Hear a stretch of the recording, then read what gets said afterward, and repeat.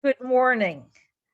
I'm Jean Martin, a member of the Community Forum Committee of the Unitarian Universalist Congregation of Cleveland. It's my pleasure to welcome you to our sixth forum of the winter-spring season. We appreciate your joining us. We organize these forums as a congregational service to the community to support personal reflection and social action and to encourage individual and collective growth for all. Today's discussion is homelessness. How does it happen and who's helping?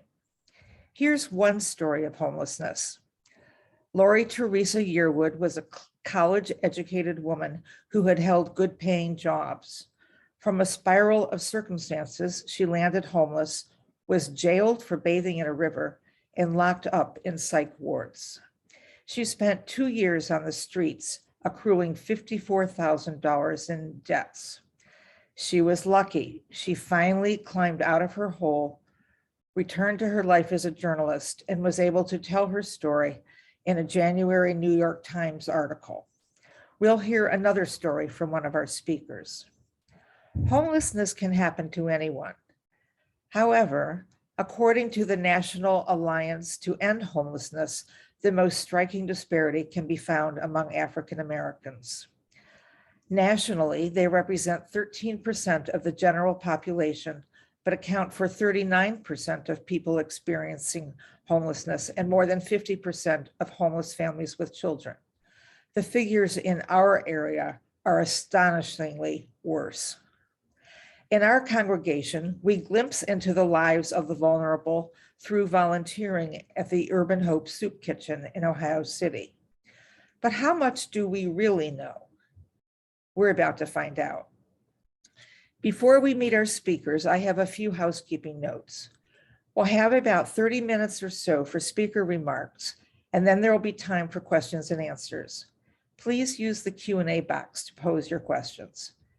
If you'd like to receive weekly email notifications of future forums, or if you have ideas for future topics and speakers, leave your email in the chat box or email forums@uucleveland.org.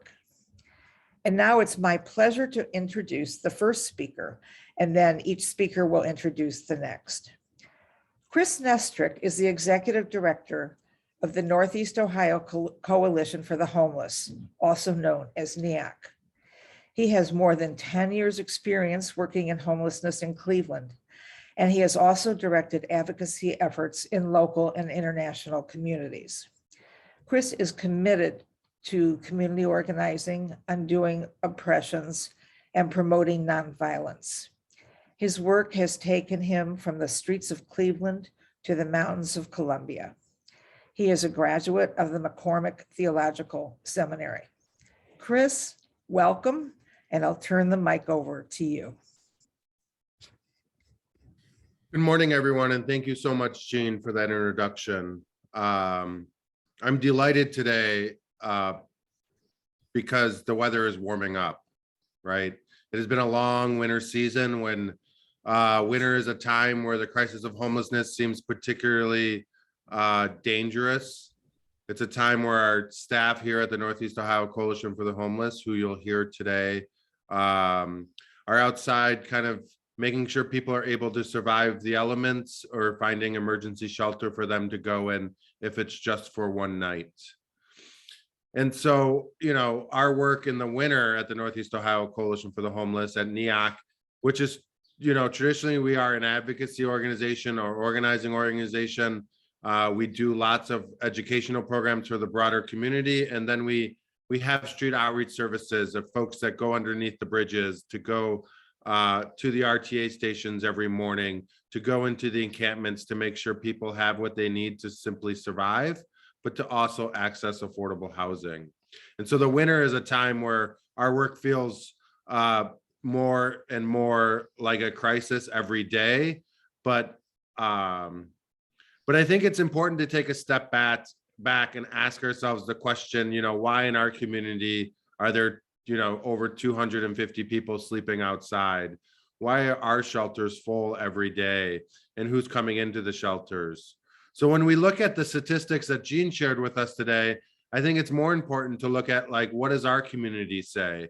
In our community, the demographics and are much different. You know, in our community, 85% of the women and children entering into our family shelter are Black.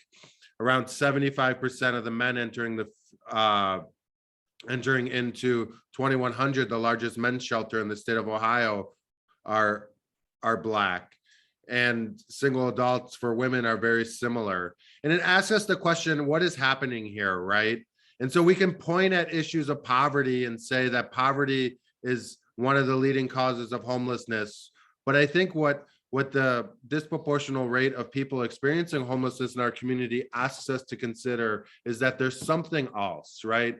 And that something else is systemic and systematic racism in our community. And this is historic, right? It's back from redlining to blockbusting to deed restrictions. And then it's also happening today in policies like voucher discrimination throughout the county. And so when we look at this, we ask ourselves, why is it that so many people in our community are experiencing homelessness? And one of the things we have to say is that racism is causing homelessness in our community.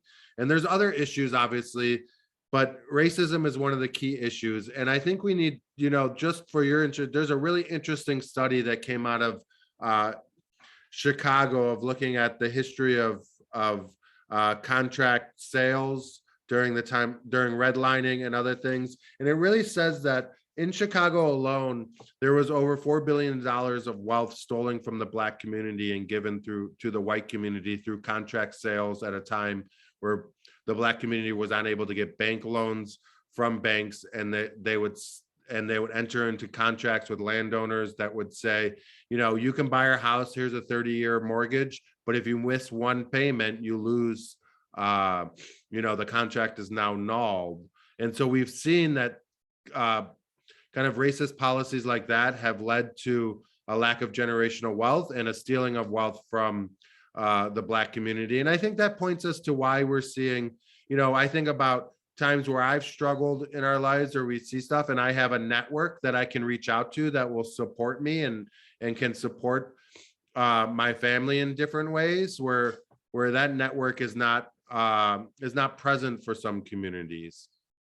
And then I want to say that I think that if we look at what's happening today and why, and so what COVID has done in its good sense is allowed resources, particular vouchers, to enter into our community for people to be able to use Section 8 vouchers, to be able to get a voucher when you're experiencing homelessness and have a way you could pay rent, full rent for the rest, you know, for a very long time or the rest of your life.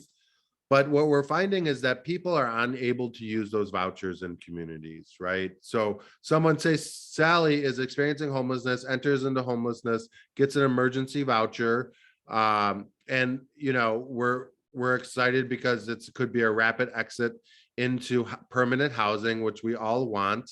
But they get that voucher, they fill out all the paperwork, say Gene Kosmac does hours of labor, getting them all the paperwork filled out, and that person gets their voucher that, you know, for so many ways feels like a golden ticket. But then they go to try to find a landlord that would take that voucher, right? And so they call landlords, you know, they call hundreds of landlords, and every time they call, they ask, you know, I have a Section 8 voucher or I have an Eden permanent voucher. And the landlord says, sorry, we don't take vouchers here. And so one of the things we've seen is that it's become so difficult to find landlords to be able to take the resources that are being used to get people out of the crisis of homelessness, that people are extending their stays in shelter. It makes it very difficult.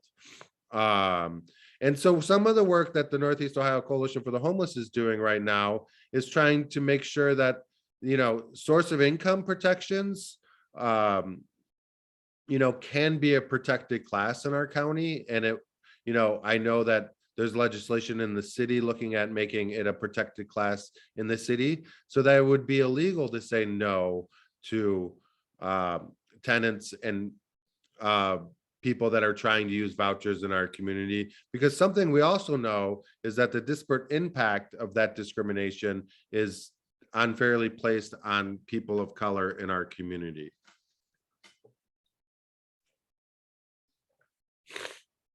So I say these things because I think when we think of homelessness, we think oftentimes that it's a personal failure of someone, that someone did something wrong that caused them to enter into the homeless system.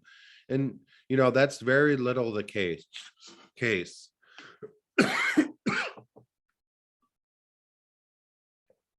What we've seen is that when we say get a job or it's a personal failure, what we're really telling people in our community is that a single mother would have to work 75 hours a week to afford a 2-bedroom apartment in our community for them and their child at minimum wage, right? And so when we say it's a matter of getting jobs or getting work, like the actual truth is for many of these families, it doesn't pan out, right? The structures and systems that are in place are not helping individuals get out of homelessness, let alone maintain safe and affordable housing. And so, you know, rather than like, so we kind of in our understanding is like, we shouldn't be putting the blame on individuals that are struggling to make it, but like it's a system failures. When someone is unhoused in our community, it is because our system has failed them in so many ways to allow them to access safe, affordable housing in our community. And so, you know, there's obviously issues of access to mental health care and issues of access to, you know, medical treatments for people that are struggling with addiction and substance use disorder. But I think the truth is that we really need to be analyzing like what is the issue that is preventing that access from happening. And I think for us, what we see that as you know, the work of really understanding historical and racist policies in our community that have prevented communities from accessing those. I think a couple other things I would like to share is that, you know, what we've seen with COVID right now is that we've seen that there's a lot of rental assistance in our community that was never available, right? Millions of dollars in rental assistance. And we saw an eviction moratorium that really prevented families from losing their housing. And so one of the things we're really moving towards is, you know, the majority of evictions that happen in our community, when, you know, evictions are at as high as when we saw 11,000 evictions pre-pandemic, you know, and now like clearly, you know, there are less evictions happening because of rental assistance, because of administrative things that our housing court has put in place. But we're also still seeing people be evicted for non-payment of rent, right? And that sounds today, when such rental assistance is available, that no one should be evicted for non-payment of rent. So one of the other things we're really working on in our community is to get pay to stay to be enacted throughout the county and city. And that means that if a tenant pays the rent before the point of eviction in full, that they would have the right to stay in their housing. So you might not know, but Ohio is one of the 5 states that it's totally fine and legal for a landlord to evict a tenant for being 1 day late on the rent. Even if the tenant tenures that rent on the 2nd day, the landlord can take that money and move forward with the eviction. And so one of the things we really believe that would reduce the numbers of people is giving tenants more rights and more ability to pay their housing costs before they end up being evicted from their housing and enter into our homeless system. And so, you know, NEOC's work is very specific. You know, we are building policy and building advocacy agenda side by side with people that are experiencing homelessness. We are meeting as a homeless Congress in our community to think about those policies. And one of the things the Homeless Congress is really looking at is one of the things that we decided to do this winter as we were looking at a limited number of people that could access seasonal shelter is we started putting people into hotel rooms to keep them safe and warm on the coldest nights of the year. And so we went to hotels and we started renting rooms and putting people in them. But you know what the hotels said? The hotels said, you can't rent to, we don't want homeless people in our rooms. And so they told us that while we were paying for them, they asked the people staying there to leave, and they kicked them out in the middle of winter. And so what we know is that being homeless isn't a protected class. There's no legal remedy available to make the hotels keep people that are unhoused in our community safe on the coldest night of the year. And so kind of the people that have been experiencing homelessness came up with the idea of what happens if we had a homeless bill of rights that would guarantee, people that are experiencing homelessness, that they could stay in that hotel when it's -5 degrees out and sleep there as long as they're able to pay. And so, we are working with side by side with people that are organizing to kind of push that through. And because we see some of this stuff as addressing the root causes of homelessness. I'm sorry, I have a really dry throat. And that's been a lot of the work of the Northeast Ohio Coalition for the Homeless over the course of the last 12 months. But I think when we think about some of the most exciting work coming up in our community, it's really around, we're recognizing that young folks, young adults are entering our community, and how are we addressing their needs? We have a young adult outreach worker that works specifically with LGBTQ youth in our community, and works with them, because we also know that, while racism is, for us, one of the leading causes of homelessness, the transphobia and the heterosexism and are also what's leading young people out of safe and affordable housing and into the shelter system. And so we're also addressing those needs in many of ways. I see I'm out of time, so I'm super excited. Angelo's also actually been part of NEOCH much longer than I have. I've been here for about 5 years, but Angelo has worked in homeless services for the past 30 years, but he comes with lived experience of being homeless, but also an experience of working for social change in our community, from marching from Cleveland all the way to Columbus, demanding rights for people that are unhoused. He was involved in the beginning of the homeless stand down in those days, and kind of at the start of leading the men's shelter 2100 into existence. And so, if we're thinking about who comes to this space with the most experience and most knowledge around homelessness, it is indeed Angelo. So I'm super excited to have the opportunity to introduce Angelo and give Angelo some time to speak to all of you. So Angelo, you do you. Good morning, guys. Can everybody hear me? As Chris said, my name is Angelo Anderson. I'm formerly homeless. I'm a recovering addict. I got addicted while living on the streets. No, before living on the streets, I'm sorry. But I was on the streets for 8.5 years. I slept in bus stops. I slept on steam grates. I've slept in parks. I've slept in doorways, abandoned buildings, you name it.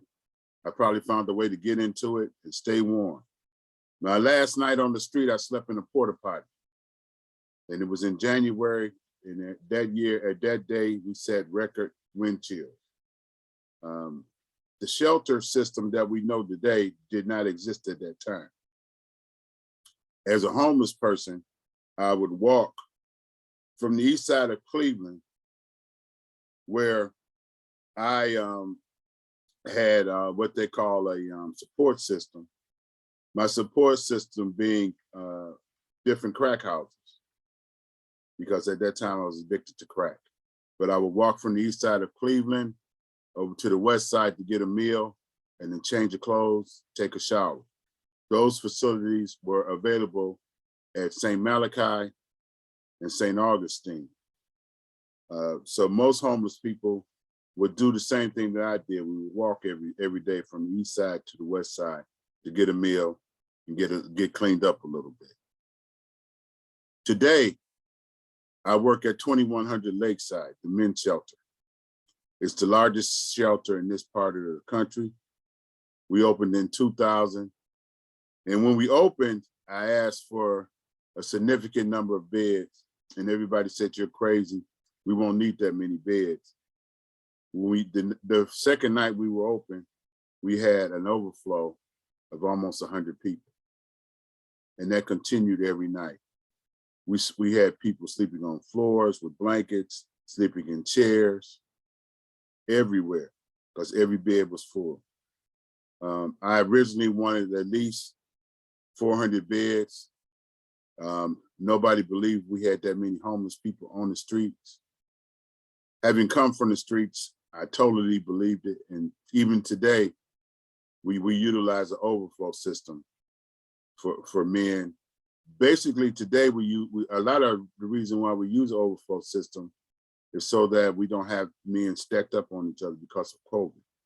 And because of mental health issues, some of the men are very, very uncomfortable coming into a setting like 2100. They feel like they'll be preyed upon. They feel like the staff is out to get them.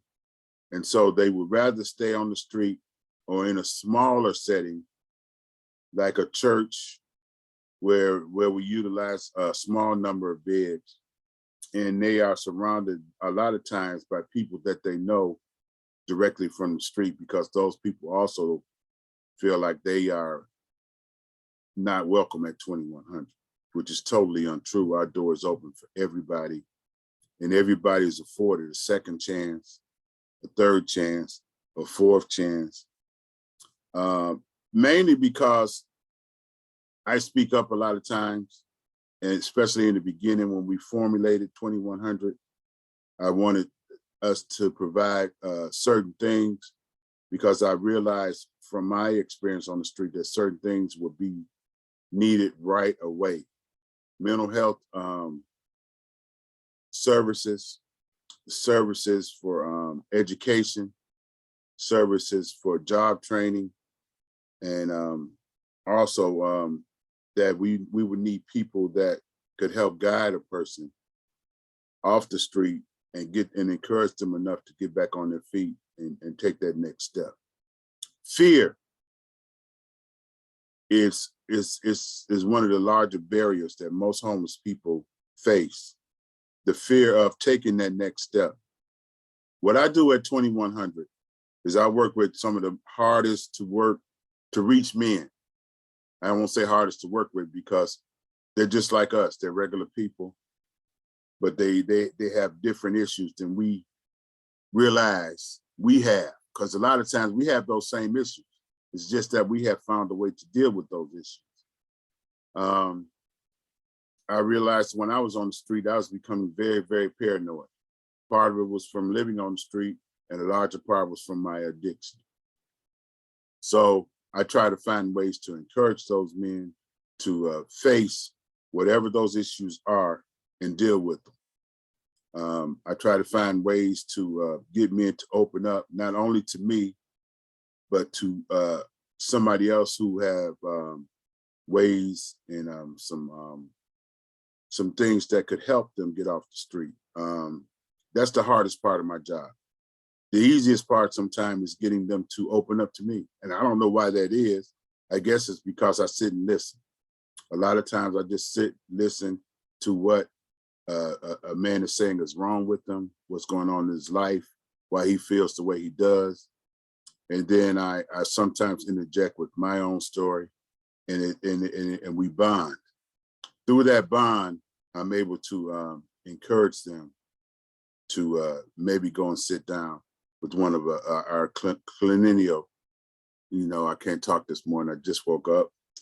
One of our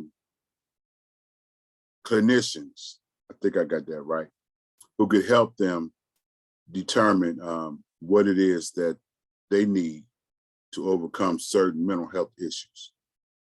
At any given time, 1/3 to maybe 1/2 of our population is suffering from severe mental health issues.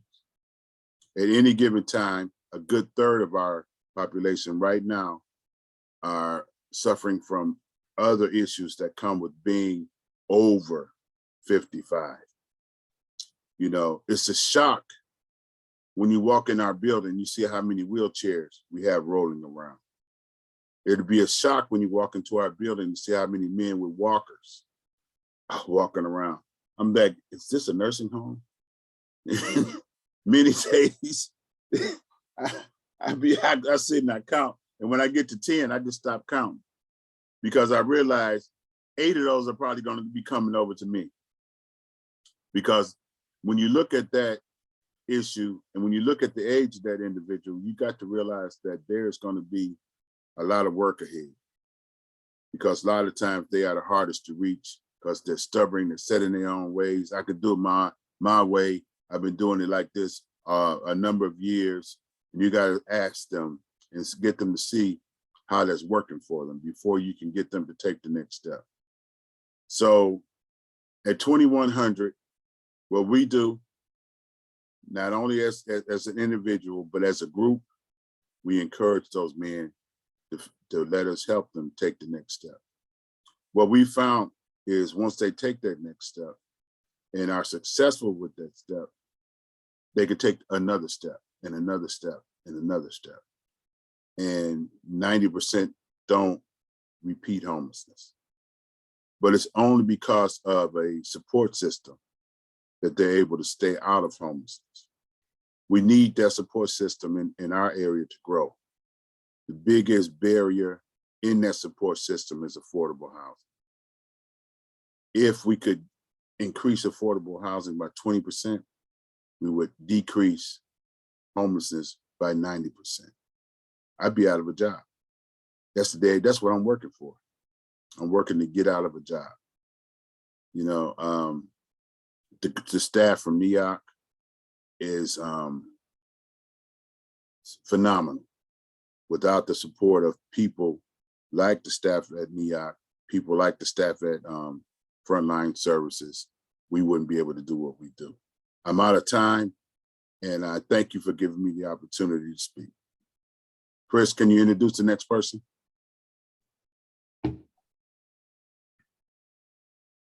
My pleasure to introduce Jean.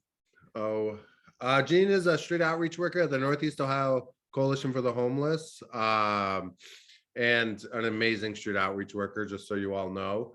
But previously, she worked for 24 years at Orange Blossom Press, a collective dedicated to printing for the progressive movement. She's also worked at several other organizations, including Eden, the Metanoia Project, and now NEOCH. Kind of one of the, if you all want to know how to get in contact with Jean, it's typically on Sundays when she's helping the Urban Hope Project, which is your congregation supports. On Sunday afternoon, she can be found at the storefront at 4241 Lorraine, hanging out with folks and trying to figure out ways to get them housed. So Jean, thanks so much. Good morning. I've been a street outreach worker for almost 2 years, and I'm blessed to be part of the NEOCH team whose support and encouragement has been invaluable. Our goal as outreach workers is to meet folks both literally and figuratively where they are, recognizing the inherent worth and dignity of every individual we see. We visit encampments, drop-in centers, abandoned houses, vehicles serving as shelter, and folks sleeping on sidewalks. We build relationships with individuals experiencing homelessness, providing basic need items such as sleeping bags and boots, and encourage individuals to enroll in services for housing, physical and mental health care, drug and alcohol addiction resources, and job training. I've been asked to share a typical day. However, no 2 days are alike, but this is how this past Wednesday evolved for me. I started out in the morning to check on a few campsites located or bridges on the near west side. One campsite has been inactive, but we've learned that people move back into these campsites all the time. So we always keep an eye on them to see if there's any activity.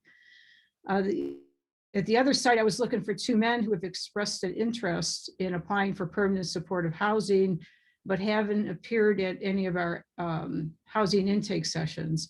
Both sites were empty. NEOCH outreach workers hold housing intake sessions at 4 locations during the week where folks can sit down and discuss their housing options. I encourage the folks I meet outside who move around a lot to see us at a housing intake location, start paperwork so that, why do I do that? So they get used to knowing where to find us, and it establishes a place for us to check in. People, phones get lost, get stolen, people move around a lot. And one of the hardest jobs we have is to just find people sometimes. So having a place for them to find us is really important. After that, I headed down West 25th to check on a gentleman who goes by the name of Tall. He's been sleeping in a doorway, accepting food and other necessities. However, he's not shown an interest in coming inside, be it for a seasonal overnight hospitality center, a rooming house, nor a hotel room. Tall appeared to have some bruises on his face, so I suggested stopping by with a doctor on Monday, to which he agreed. Hopefully this could be a first step to his tapping into some resources. From there, I looked around for a guy named Dave who's been sleeping under a bridge just down the street near Denison. His girlfriend died last summer and he's feeling isolated and appreciates the food.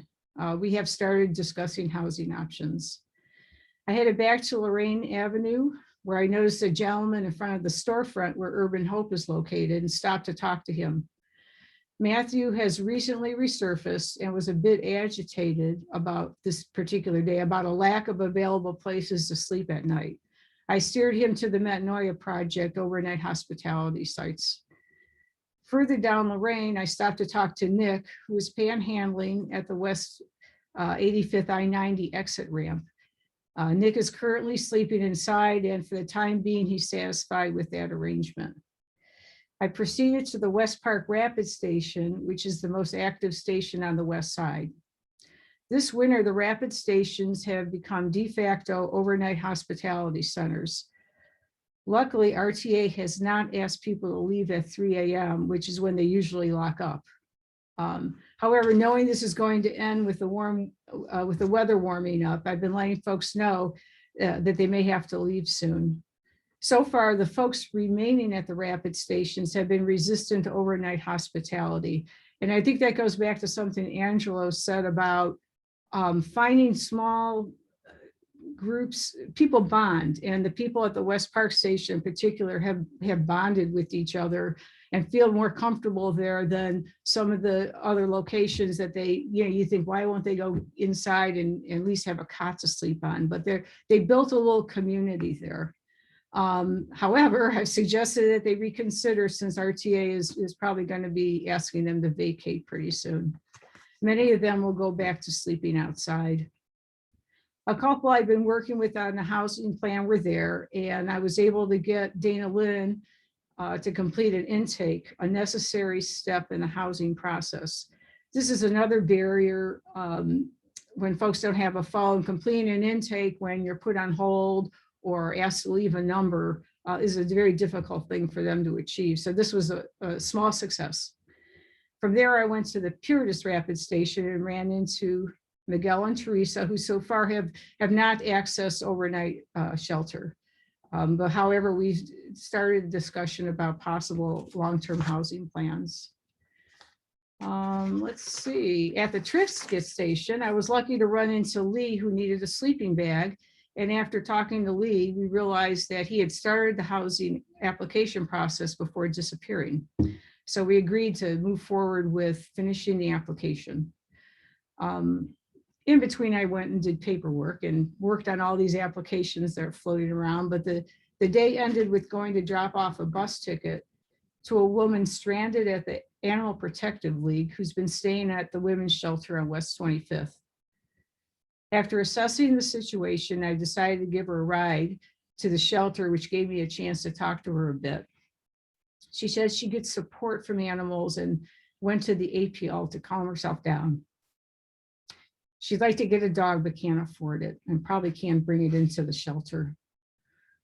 All these individual stops may seem insignificant on their own, but added together over the course of a few months,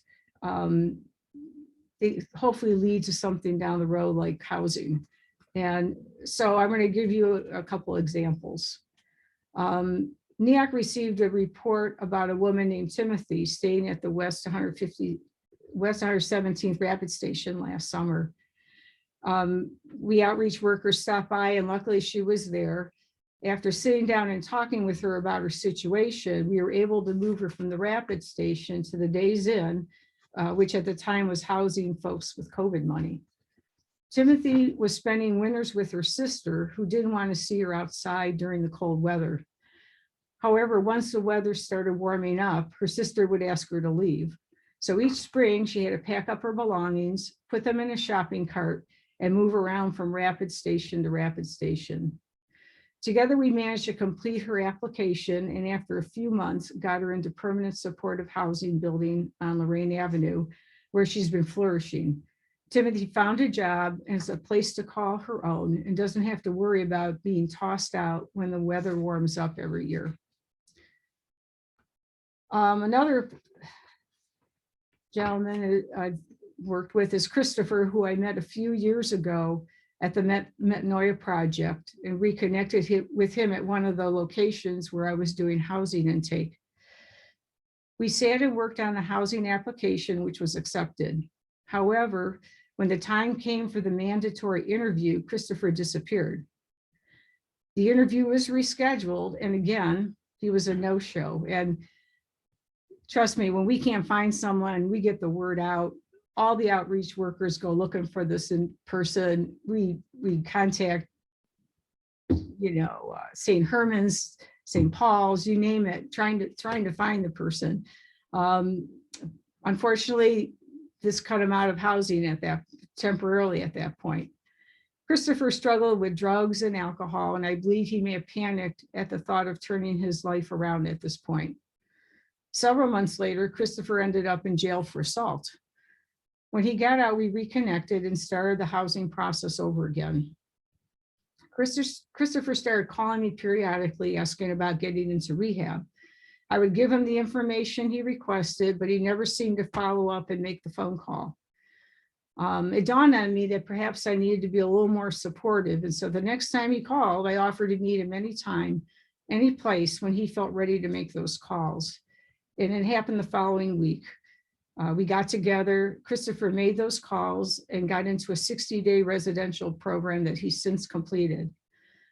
Toward the end of the program, his housing was approved, and this time he was able to complete the interview. Timing was great. He had a place to move in at the end of the program. Right now, he's looking for employment.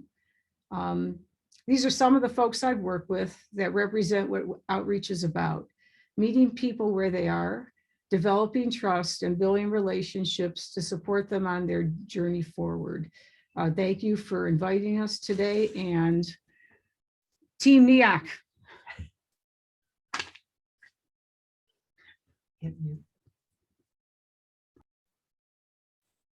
Thank you all for your enlightening words.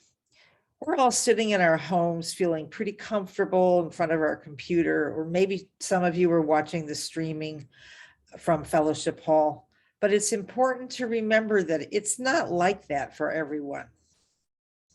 It's now time for questions and answers. Remember to use the Q&A button and to keep your remarks to questions, not comments. We'll recognize your question with your first name unless you press the anonymous button. I'll now turn this over to Wayne Jennings and Debbie Wright, who's in Fellowship Hall, members of our forum committee. Oh, thank you. Great speakers. It's so interesting what you have to say, and I'm so impressed with the work you do. This was one question I thought we'd start off with. Someone asked, why are the figures in our area so dramatically worse than the national figures? Also, is homelessness more of an urban or suburban problem than one in rural areas of the United States? And I just want to say, is it really worse in our area? I wasn't aware of that because I've been in Oregon and it's terrible in Oregon. And I lived in rural America and we definitely had homelessness there. So whoever wants to answer the question, go right ahead.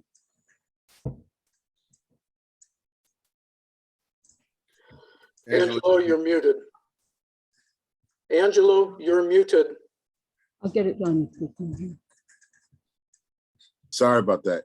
I don't believe that it's worst here. I believe that it's worse for us who live here and work here, trying to combat the situation. And when we look at it nationally, it's worse on the West Coast, a lot worse. But what we don't have here is enough affordable housing. We can't say it enough as workers on the front line. We can't say it enough, the lack of affordable housing. We do have a great support system in the services that we provide to the homeless here in Cleveland. But when you hit that wall of affordable housing, sometimes it comes to a screeching halt. So let's not believe that it's the worst, but let's continue to work like it's the worst, and let's find some solution. Yeah, I would just also add, Angelo, I think you're right on. And I think that, Cuyahoga County as a whole has a pretty amazing continuum of care, which is the kind of network of homeless service providers in our community. So whether it's where Angelo works at LMM and 2100 to Frontline Services to our small part on street outreach at NEOCH, or it's the YWCA providing shelter to women, and the family shelter system. Like we do, we have over 856 units of permanent supportive housing in our community, which is really amazing, and our community has made a commitment towards that. We have a right to shelter in our community, which means that, if you want shelter, if you want to go to 2100, Angelo and the team there will take you and provide you a safe bed to take. That doesn't mean that everyone feels safe going there or will go there, but it means that if you need shelter tonight in our community, we can get you shelter. And so I think in our community, if we're looking at like sheer numbers of people that are experiencing homelessness, like are especially folks that if you compare it to the West Coast or other places, like we don't see the same number of unsheltered homelessness in our community. And that's really kind of been amazing. I think kudos to the street outreach services and our community for building policies that make emergency shelter access so easily accessible. And so we haven't seen the large encampments and kind of rapid rise of unsheltered homelessness like you do in Oregon or California or in other places. And so, yeah, like I think on that end we do well, but I think it would be important for us to recognize that the racial disparities of the people entering into our system are much, disproportionately people of color entering in our community. And I think that speaks to a legacy and a history of racist housing policy that our community has yet to deal with in any significant way. And so, when I think of 80% of families, that are, entering into the shelter system are Black, like, that's because we haven't dealt with the reality of what, our housing policies and our policies, whether it's the criminal legal system or has wrought in the Black community in any significant way. Wayne, do you have a question? Yeah, this is a general question about funding from an anonymous questioner. We have federal and state funding for homeless needs. Approximately how much money comes from local sources like foundation and religious organizations? I can remember when the homeless grapevine used to be sold on street corners by homeless people. Angelo?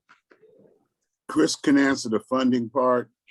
As far as the homeless grapevine goes, I've helped found that paper when I was homeless. It continues now, known as the Cleveland Street Chronicles. We still have vendors who sell the paper in various locations throughout the city. Our main location for the vendors right now is the West Side Market. I'm there every Saturday from 7 to 10 myself. I continue to sell and support the paper. I continue to write for the paper. If you're looking to get an issue and you're unable to get one, let us know at NEOCH, and I will make sure that you get an issue going forward. Chris, can you talk about funding?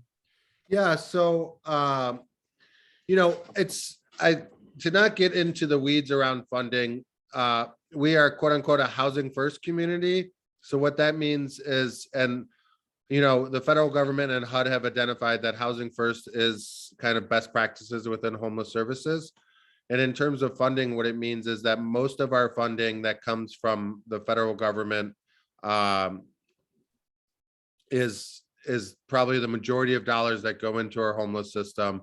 And the majority of those dollars go into providing permanent supportive housing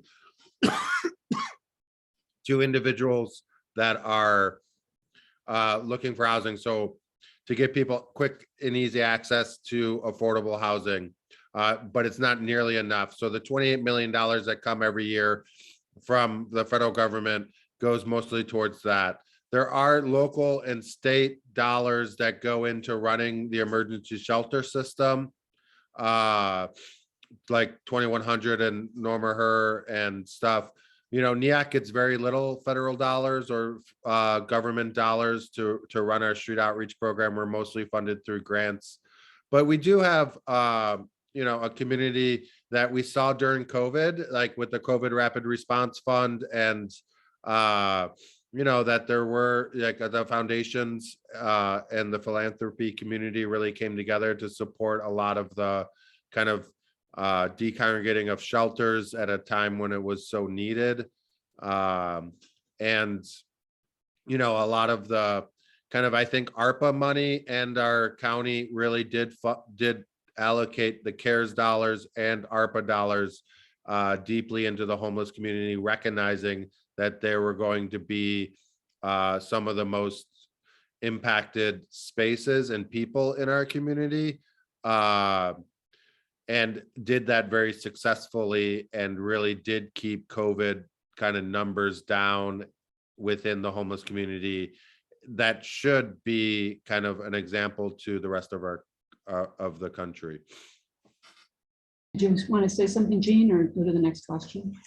Okay, the next question is, for at least 20 years in this area and around America, public housing money has been spent on luxury housing.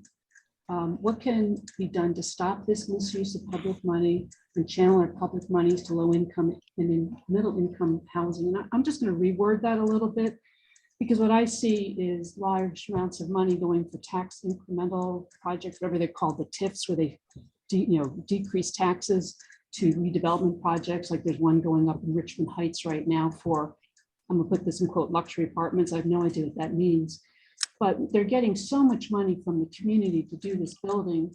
Why not require them to have 20% of their housing for low income housing or housing home, the unhoused people? Is anything being done in that area to look at how much money we spend on private investors when people are unhoused and can't find housing? And I have a follow-up question after this. I think that is like the task that we're all looking at. you know, whether it's the TIFs or the straight tax abatements that happen in our community. You know, there's an idea here that I think is really helpful to think about when we think about this, like, kind of development boom that we're seeing in our community is harm reduction, right? We do reckon like and so, you know, I do think like the continued public dollars going into luxury condos and high-end housing does cause harm to our community in terms of the folks that are most vulnerable. And so how are we going to reduce that harm by making sure that they're providing low income or affordable housing? To be clear, like, I even think like how we define low income housing in this community would not benefit or necessarily serve our people. Like, we're talking about people that make $880 a month, you know, many times. And, you know, I don't know what the AMI is for affordable housing, like how they base affordable housing numbers on. But I can tell you that many of the folks, whether they're at 2100 or on our streets, they're not able to afford an $800 apartment, you know, which would be on the cheap side. But I would even say that, you know, so yeah, like, I think some of the work that NEOCH is looking at doing moving forward is thinking about these questions. And, you know, the people that are making decisions around affordable housing or housing policy in our community are not the people that are directly impacted. So, you know, the power and ability for developments to get large tax breaks continues in our community, and I think it needs to stop. I think I want to, you know, bring it back to the voucher conversation though, but even if someone's able to pay, right, a voucher will pay the AMI of any apartment in our community, and they're not able to use them, right? And so what we see is that, you know, it's sometimes not about being able to pay, because if you have a voucher, you could pay that rent. It's that landlords don't want folks in their apartments. They are discriminating. Yes, so my follow-up question was about landlords. I have a brother, he's in Pennsylvania, so maybe it's a different state, but he likes Section 8 housing because he gets the money directly rather than from his tenants.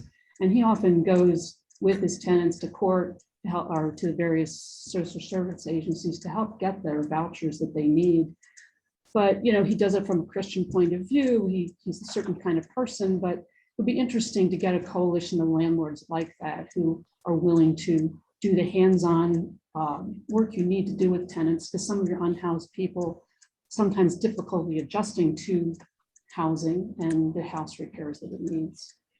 Has there been any work with working directly with the landlords to try and increase housing units available? Yeah, like there are landlord incentive programs that are in our community. They pay double deposits. They pay they pay for damage done to those apartments. But I don't think any of those, like, I'm going to be very clear here. Folks don't want to accept Section 8 in communities because it is racism, right? Like, there's no incentive program that would allow that's going to somehow stop like the discrimination and racism that is present, right? And that I don't even think we should incentivize racism in our community, right? Like, what we need to do is make it illegal for landlords to tell people that are using vouchers, which are mostly poor Black people in our community, right, that they have to allow those people to live in our communities, right? And if they're able to pay their rent, and that there's no reason they can't live in your unit. And so I think it's like, I just want to be clear here that like what has preventing people from using their vouchers is racism, right? Mm-hmm. And we shouldn't allow that in our communities. And I like to add to that, the other part is getting the county to put pressure on those systems that provide the vouchers to do a better job of paying the landlords on time.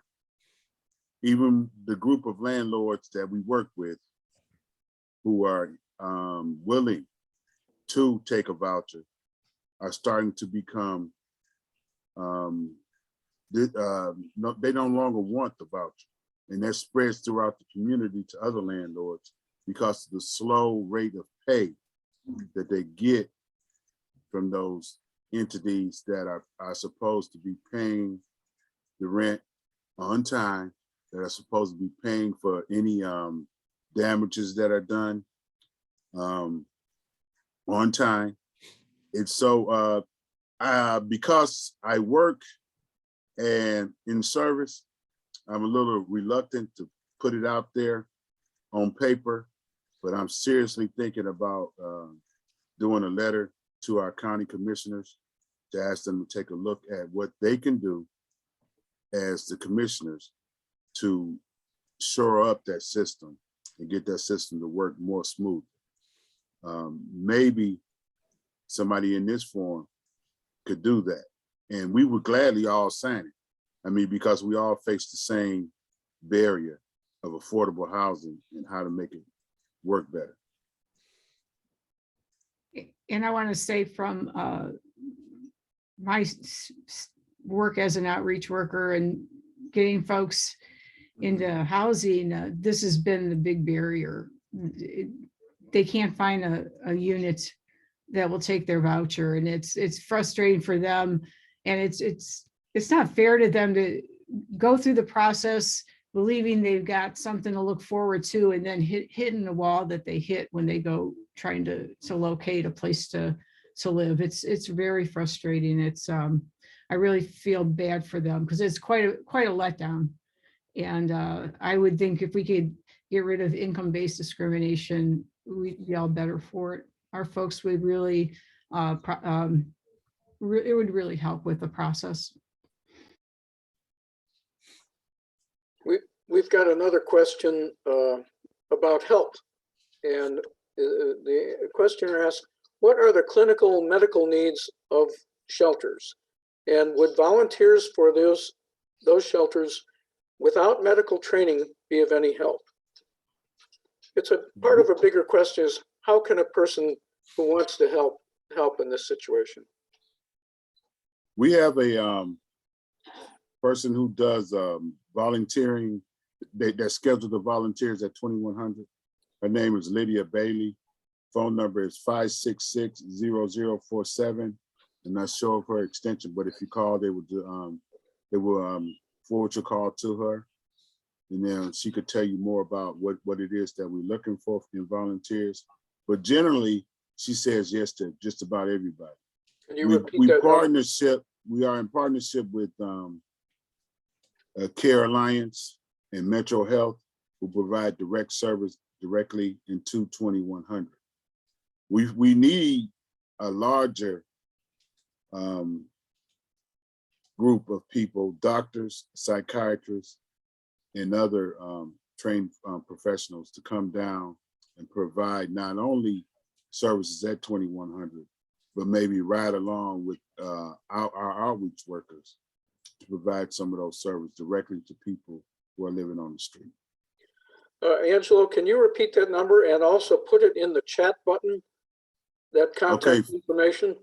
Our contact information is for Luther Metropolitan Ministries, Lydia Bailey, 566-0047. Lydia Bailey? Lydia Bailey. The next question is from an anonymous attendee. Could you speak about Urban Hope for those not familiar with it? Also, how can one get involved with Urban Hope? All right.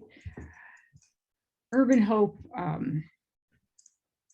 is located again at 4241 Lorraine on the near west side. And we've been opening up every Sunday afternoon from 3 to 5 there for about 10 years, providing hospitality to folks living on the street, and also folks in the neighborhood who are low income, because a lot of times their needs are also for food and just socialization. I mean, think about if you have a limited, and everybody wants community, everybody needs social support in their life. And what if you had a limited income or you're in recovery, and where do you go to find that? And the storefront, and it's open other times too, run by the Catholic workers, that storefront provides that space for people to have that kind of community, that kind of social life that may be missing for them, especially in the winter months when it's cold outside. On Sunday afternoons, it's also a time period where there's not a lot of things open. I mean, the libraries are closed in Cleveland on Sundays, and it fills a gap, well, it did before COVID, where they could get in out of the cold before they would go maybe to overnight hospitality at Metanoia Project, for example. We also do a spiritual circle when COVID's not oppressing us. And that is a chance for folks to sit down and be heard. I mean, everybody has a chance to participate. It's definitely driven by the folks around the circle. And we may come in as Urban Hope Unitarians and have a topic, but we go with what folks want to talk about. And if they want to talk about Tamir Rice being shot, we talk about Tamir Rice being shot. Now, I got to say, it's been a little tough with COVID. We've not been able to get inside the way we used to. And we look forward to reopening and providing that kind of hospitality. But in the meantime, we, at this point, are handing out bag lunches. Some people are experimenting with hot food to go. And to get involved, if you're a member of a Unitarian congregation, there's someone in that congregation who is part of getting together every Sunday. If you're not, or you don't know who that person is, you can contact me, and my number is 216-905-7771. 216-905-7771. And if you're adventurous, you could just come down on a Sunday afternoon at 3 o'clock and hang out and see what's going on. It's really about building relationships, getting to know people, and breaking down some of the barriers with us and them. Really, you're there to build community, not necessarily to hand out food. Just be aware that there's more to it than just handing out a bag of lunch. And if you have a chance to put that number in the chat, okay, in the chat button too. Debbie, let's ask this Build Back Better question. Good. One of our listeners wants to know, the Build Back Better plan was to include building affordable housing. What can we do to persuade Republicans to have empathy and support for the disenfranchised and the homeless? That's a tough one. Yeah, if we could That's a- figure that out, we would be in a really different place, right? I mean, I think, the investments coming out of COVID into affordable housing and other supportive services are really amazing. And I think, reaching out to our elected officials to get them to support and understand why they are needed in our community. Not even, I think all of Cuyahoga County, but like our whole state, right? Like, I think homelessness does exist in rural poverty, and homelessness does exist. And those funds could be used to help their community in really unique ways. And so, there's no magic here. I would really just, I don't think we should ever be scared to reach out to our elected officials and just have a really honest talk with them. Chris, what one person asked that would build on that is, if we could build a holistic, people-centered housing care structure, what might it look like?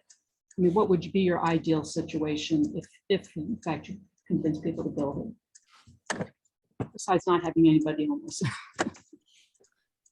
Yeah, I mean, I think there's like, there's no one solution fits all. People are experiencing homelessness for many different reasons, right? And so not everyone that comes into a one-time homeless crisis would need, a permanent supportive housing option, right? That is permanent housing that is providing supportive services to them.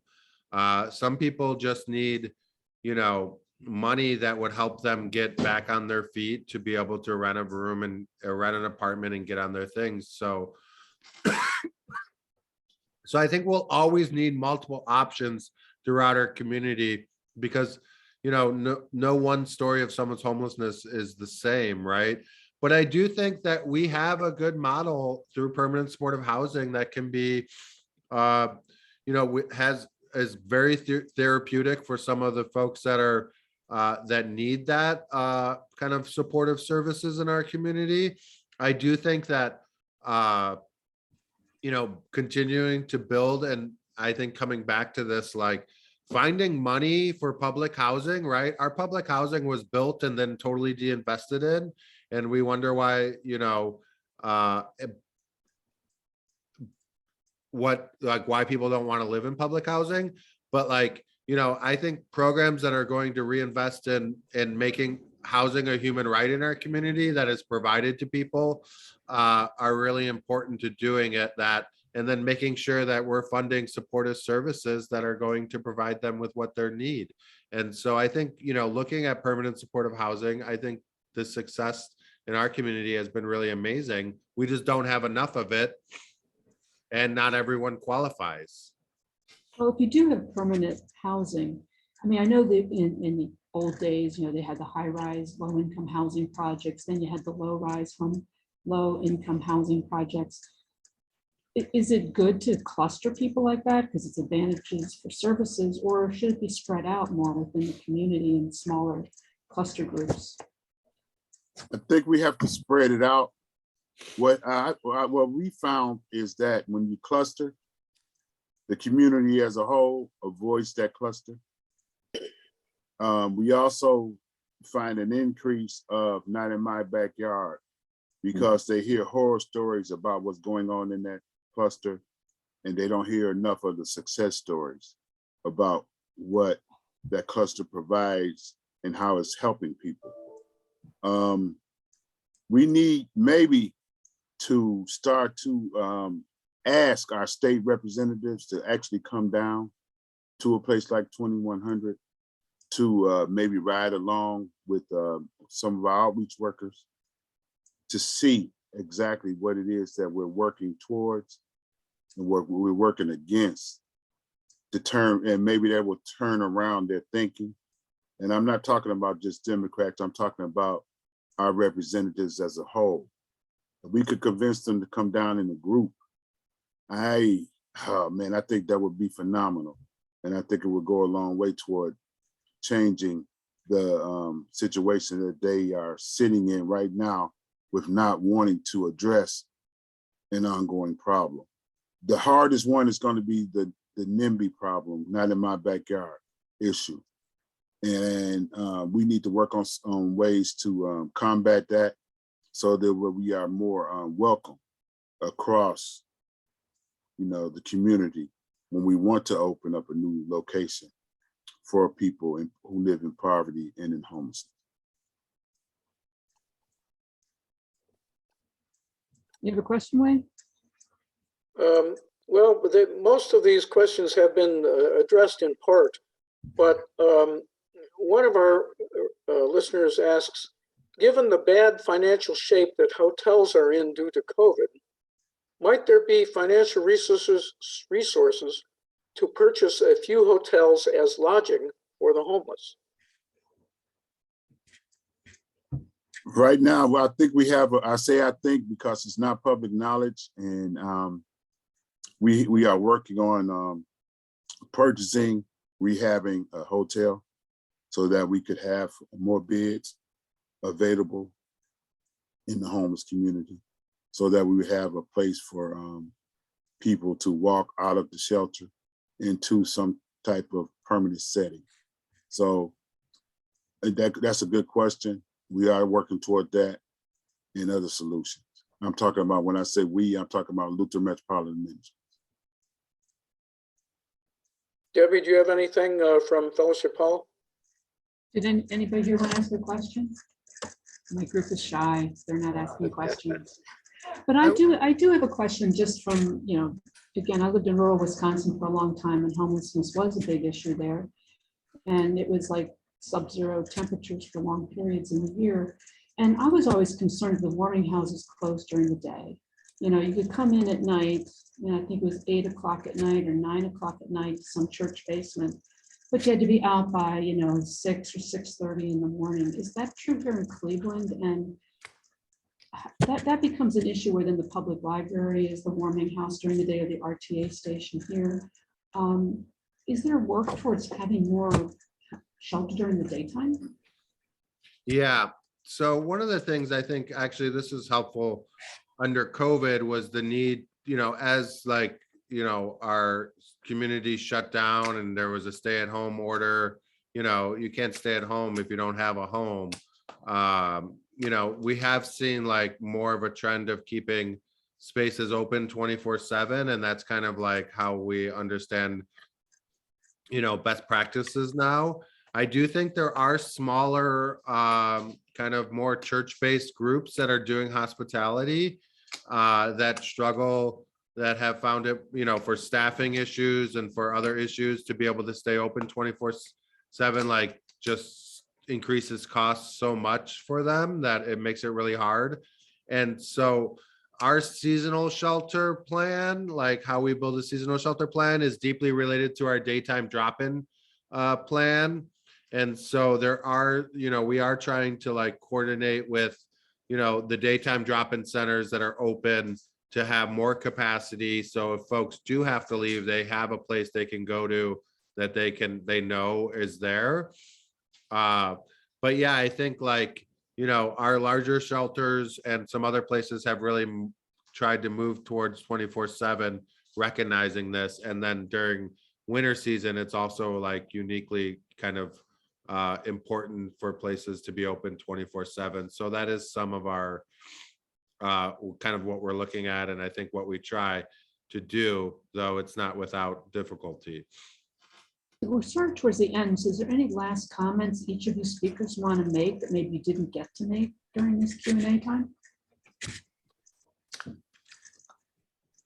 Well, I'm just going to say thank you again to our NEOCH friends and to our Q&A moderators, and also you, the audience, for your insightful questions.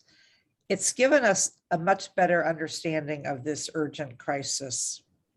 Next week, the forums will be taking a break, but it will give you an opportunity to catch up on recordings of our past forums. You can do that by going to our website, uucleveland.org, and click on the forums panel. This forum has been recorded and it will soon be available on the website. On March 20th, we'll feature an exciting forum about art in Cleveland.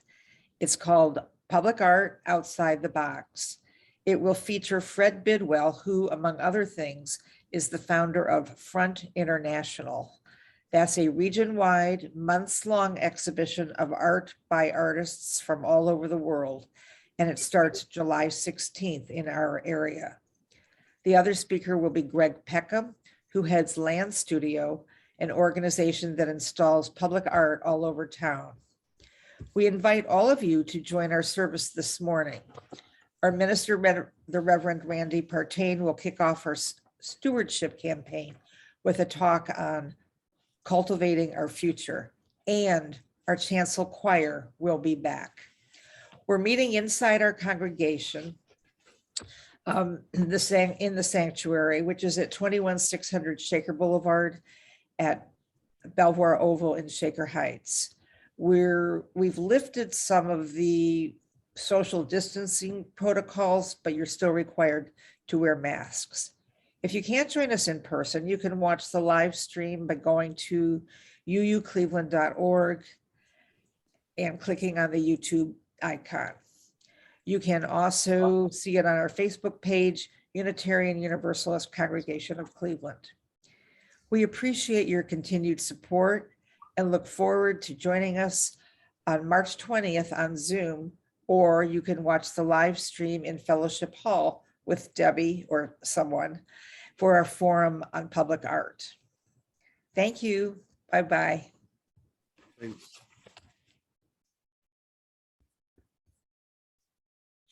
Thank you all